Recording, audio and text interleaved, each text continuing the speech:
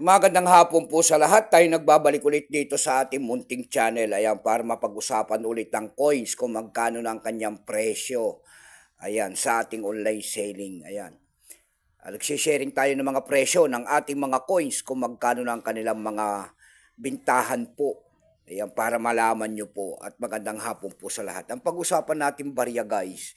Ito po ay barya po ng Malaysia. Ayan.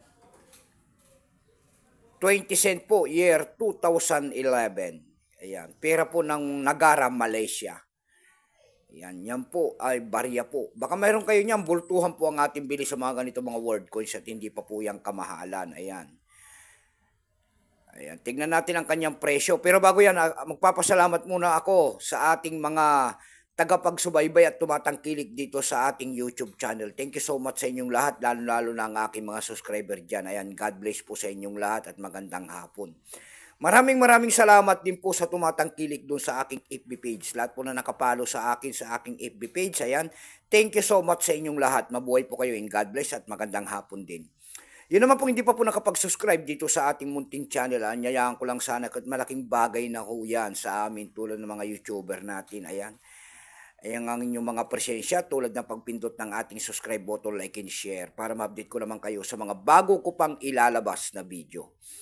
Ayan, tignan natin ang kanyang presyo nito. Ayan, pero bago yan, kilalanin mo muna natin siya. Issue po nito ay Malaysia. Period po niyan, Federal Elective Constitutional, 1963 up to date po. Type nito Standard Circulation Coins, years 1989 hanggang 2011. Value nito 20 cent, Malaysia. Currency ringgit, 1967 up to date po. Kung ano materialis ang ginamit sa barya na yan po ay copper nickel. May bigat lamang itong 5.66 grams. May haba naman itong 23.59 mm. May kapal po naman itong 1.75 mm. Orientation niya ay middle alignment number and dash 1658. Reference number KM-52. Ito pong 2011 na ito po ay 12% lamang. Wala pa pong mapakita ang ating Malaysia kung ilang piraso pong ginawa sa barya na itong hawak natin. Pero may price na yan. Ayan, binigyan na po ng presyo ng ating mga kolektor.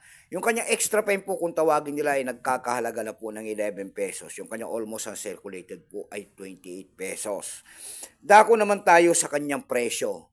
Ayan, sa EB.com po na platform, bintahan po ng coins pandaigdigan. Ayan.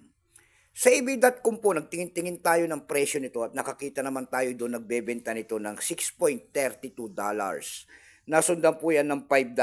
Yung pinakamababa po na bintahan doon na nakita natin ay $1.95. Dako naman tayo sa Carousel PH.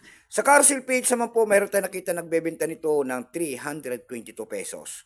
Nasundan po yan ng 50 pesos. Yung pinakamababa po na bintahan doon ay nagkakahalaga na po ng 45 pesos. Ayan lamang po ang ating may babaging kanyang presyo. Keep safe po sa lahat and God bless.